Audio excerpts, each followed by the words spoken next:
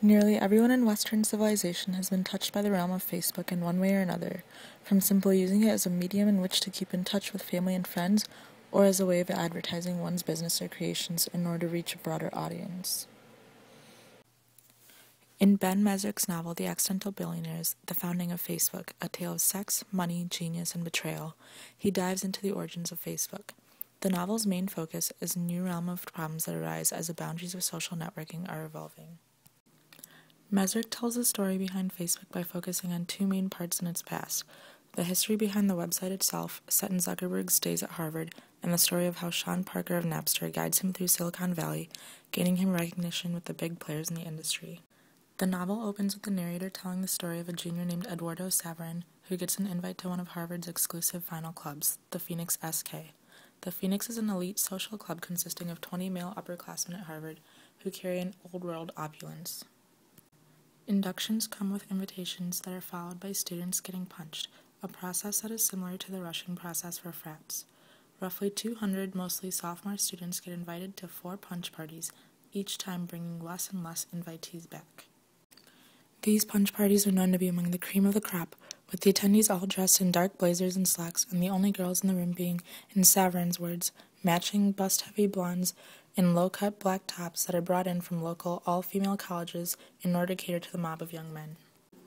Most invitees are either athletes, come from a long line of legacies, or are well-known enough through the social scene. Saverin, however, fits none of these categories. The only thing that he has going for him is that he made $300,000 one summer from investing in the oil industry as a sophomore in college. While talking to a member of the Phoenix who mistakenly thinks that Saverin is a hedge fund owner, he recalls meeting a boy with a mop of curly hair who had been standing in the corner of the room last time, who was behaving so awkwardly that he was basically creating a self-defeating force field for himself. The curly-haired boy, Mark Zuckerberg, appears to be uncomfortable and as though he is lacking social skills. Saverin recalls how each punch event was a sort of mass interview, and if you did not have the right kind of social networking skills, such as Zuckerberg, then you would not make it in. Mezrik makes it a point to set the background for the creation of what Facebook has become today, arguably the most successful business to emerge in the new millennium with hundreds of millions of people using it as a social networking tool daily. Saverin and Zuckerberg were both a part of the same fraternity, which, at Harvard, did not have a big social scene, which in turn did not help them in getting any girls. In an attempt to fix their situation, Zuckerberg launches the Facebook.com with funding capital from Saverin. Unlike its predecessors of Match.com and Friendster.com, the Facebook was not intended to solely be a dating website.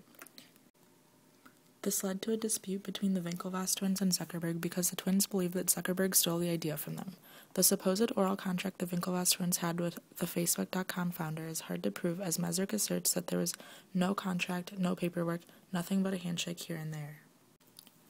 The second half of Mezrik's novel discusses how Facebook evolved from an exclusive Ivy League social networking website to something that your family dog can even have a profile on. With interest from big partners soaring in for Zuckerberg, Sean Parker, the founder of Napster, helps guide him through the industry in Silicon Valley. Napster itself has had very many issues with copyright laws regarding online content, so Parker's involvement was helping Zuckerberg through this controversy.